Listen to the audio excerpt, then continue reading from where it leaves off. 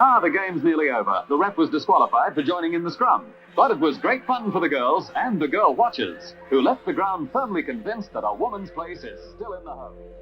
Queensland should have the numbers here to work it out. If the switch is on,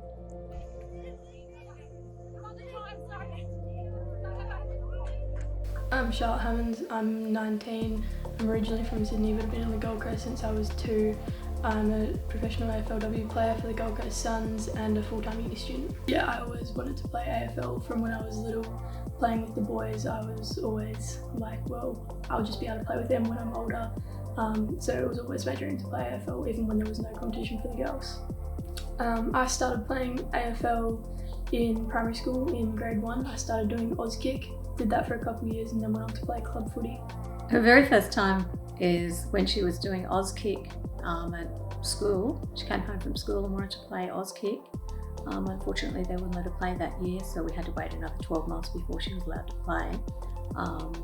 And then from Auskick, she then went to Burleigh Bombers and joined in with the boys' team at Burleigh Bombers and played there for 10 seasons. Absolutely wrapped that she was selected into the Gold Coast Suns team.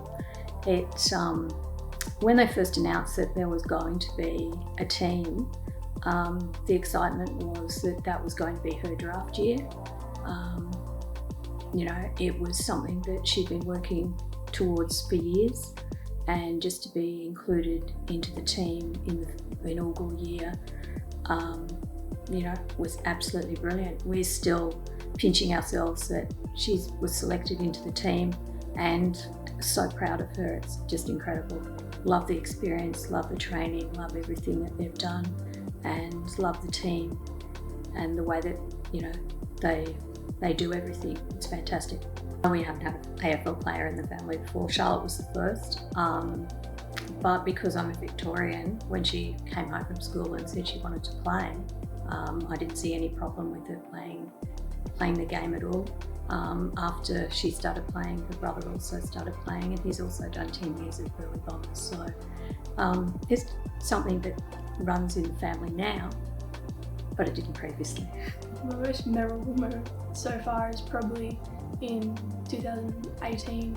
I was picked to play in the under-18 All-Stars versus Victoria game in the All-Stars team, and they basically get the top players from each team from nationals and put them all together and have a State of Origin exhibition game. The best part about playing AFL for me is just always being around your friends.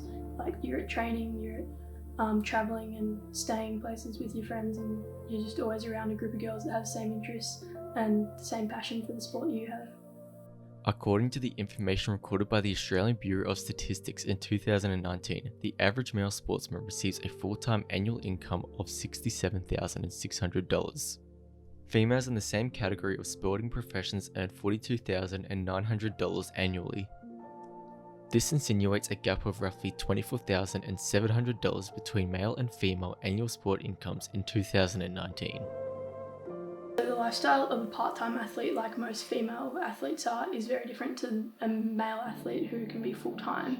So usually for us, because it's part-time, we have training in the morning or evenings around having a full-time job or uni or some other form of education or work.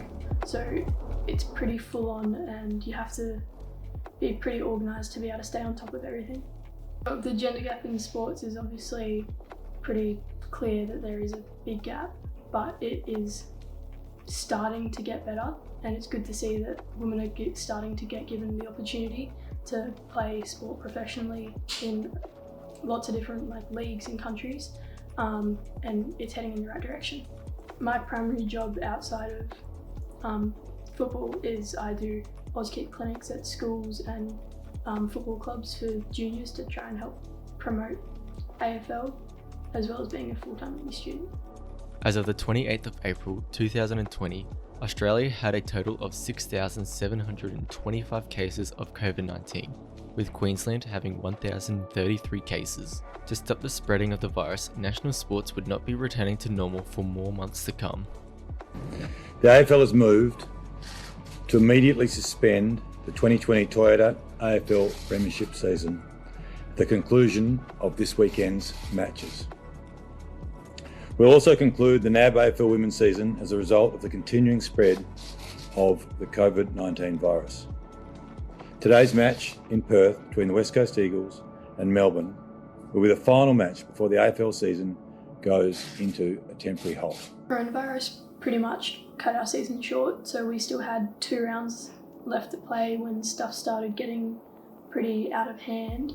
So they cut our season and went straight to finals, and we were going to have, I think, 2 or 3 weeks of finals.